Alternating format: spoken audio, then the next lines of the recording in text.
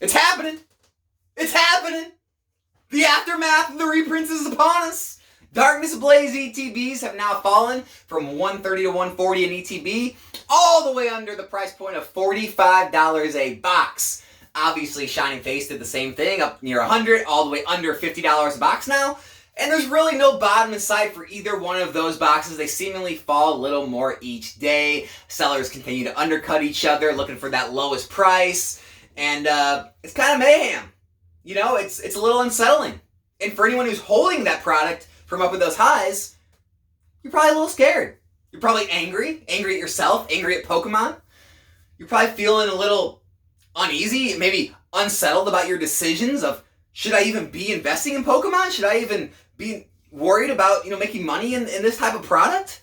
Maybe you're rethinking, the whole outlook.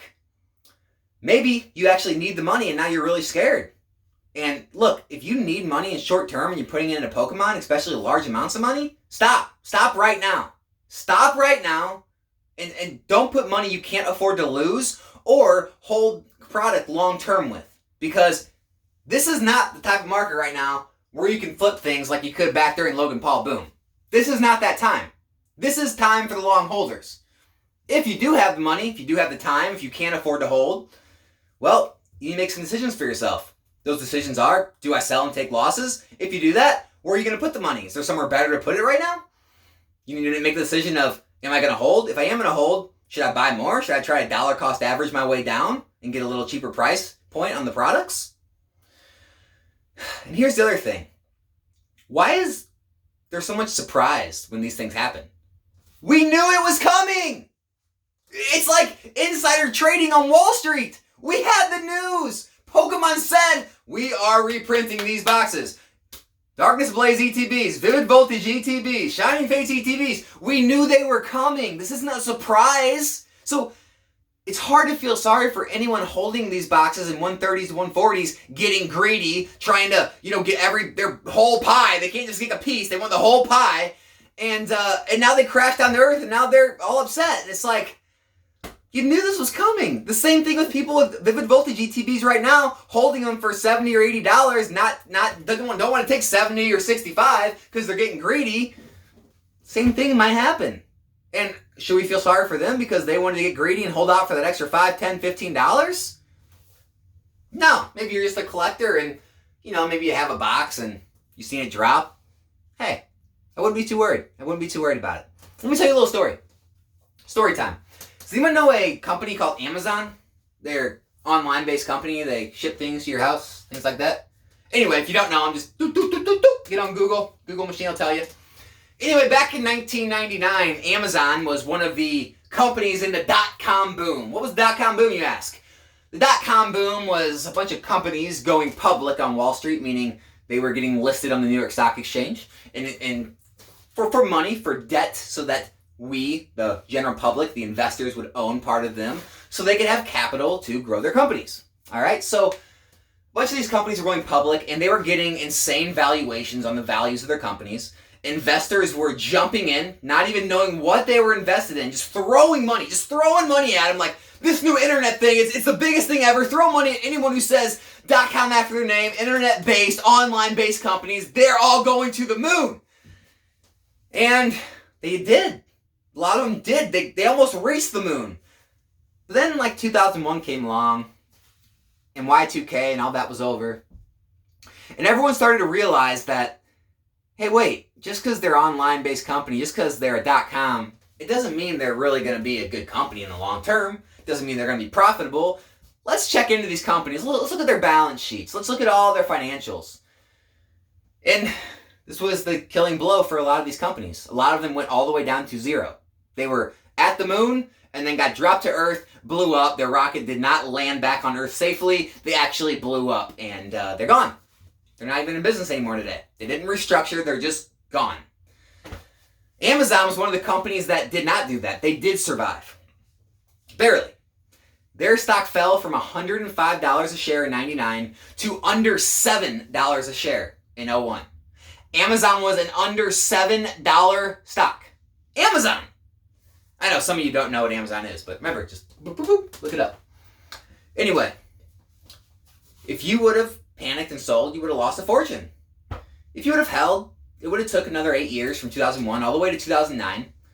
And then Amazon eventually got back up to $105 and passed $105 a share, so you would have made all your money back by holding. Now, the other side of this is, what about the people who were on the sidelines, watching, waiting? Well, if they continued to be in fear and thought all the companies were going to go to zero, they didn't get anything. They didn't take part in the opportunity. What about the few who saw this as a huge buying opportunity, one of the best opportunities of their life, and they got into Amazon at $7? Hey, I know, you can't catch the bottoms, right? So they got it at $8, $9, $10 a share. Let's say $15 a share, right? Well, Amazon today is trading at over $3,200 per share. So, I don't need to do the calculations. I can't even do that many percents in my head, but you made a lot of money. You did very well. Let's talk about something else. Real estate crash. 08. 05, 06, you could buy $1 million, $1.5, $2 million mansions, feeling great about yourself. 07, 08 comes along, the crash happens, people are losing their jobs, people are freaking out, their home values are plummeting, so they're just walking away from their homes. Yeah, I know I paid $1.5 million, but it's only worth $300,000, so I'm going to go ahead and walk away. Bank, you take it, I'll take the credit hit, and I'll go bankrupt. See ya, bye. And they walked away. And what happened? The bank auctioned off their homes, but again, no one wanted to buy properties at this point. They were all freaking out. And so these million, $1.5 million, $2 million homes were literally selling for $300,000, $400,000, $500,000, $600,000. That's it. That's it. Well, fast forward to now, 15 years later. Is it about 15? Less than 15. Less than 15. 14 years later. Those same houses are selling for $2, $3, $4, $5 million today. Now, you didn't have to have knowledge of real estate. You didn't have to flip the home. You didn't have to even fix up the home or rehab it in any way. You didn't have to do any work at all in your entire life. All you had to do was buy that property for $300,000 at auction, sit in it, just sit there for 14 years of your life doing nothing, and you'd be a multimillionaire today. That's it. Now, am I saying these type of things are going to happen in Pokemon? No, Pokemon's not going to be, a $1 million house or Amazon. But, it's a big but. You like big butts. I like big butts. Alright, back on subject. But, there are a lot of similarities. I mentioned Roaring Skies and Ancient and Primal Clash in other videos. Look, those two sets, those booster boxes, were in the high hundreds. High hundreds. Crashed all the way down to 70s, 80s a box, right? They didn't bounce back. They stayed there. They stayed there for months and years. Years, okay? They stayed in those ranges for years. They were known as just dead sets. They were out of play. The cards were out of play. And, people had moved on. It was basically Sun and Moon time. Evolutions was huge. And no one cared. No one cared about those sets. I didn't even care about them. I was in back then. I didn't care. I thought it was just dead sets. Yeah, Primal Clash. Oh, yeah, Roaring Skies. They're cheap. Yeah, you can buy those whenever you want. Before you know it, it's like a thief in the night. You wake up one day and they're $100 a box. You wake up in another month or 2 months and they're $150, $200. And you don't even realize how they got there. Just like Darkness Ablaze fell from 140s all the way down to under 45 a box, the same happens on the way up. There's a statistic out there that if you miss the top 10 trading days of the markets throughout the year, then you actually have missed like 90% of the gains in the S&P. So just being out of the market 10 days, if you miss the best 10 days of the year, just 10 out of 365, or if you were in 355 days but you missed those 10, you didn't really see any gains the whole year. So that's what I'm trying to talk about with Pokemon is it's hard to catch bottoms. But when you see opportunities, when you know that things have hit lows, when you still believe in the sets, look at Darkness Blaze. Did anything change? Did the set change? Did the cards change? Did the print quality change? Possibly, we don't know, but probably, let's assume not. Did your outlook on Pokemon change? Did your outlook on sealed product, modern sealed product into the future change? Did anything change? Oh, one thing changed. The prices dropped. That happens all the time. Happens all the time. Happens on the stock market. Company stocks drops even if the company didn't have any problems. Maybe the CEO didn't have as good of guidance as the market wanted to hear. Maybe analysts at some big banks came out and downgraded their stock price. Maybe, there's news in the world that kind of affects the whole market, but the company really isn't affected. There's a ton of things that can cause prices to drop. In Pokemon, a reprint happens. Did anything else change? Did anything fundamentals change about the set as a whole? No. So if you were okay with buying it at 130 just 2 weeks ago, why are you not okay with buying it at 45? You still believe in the set. If you wanted to be in the set. If any of you out there were contemplating wanting to be in Darkness Ablaze, why would you not want to contemplate being in now when you can get it at a huge discount, a huge sale? Look, these types of things are going to continue to happen. It's probably going to happen with Vivid Voltage. If you do have Vivid Voltage and you have a huge supply and you don't want to lose a bunch of money, could be time to sell.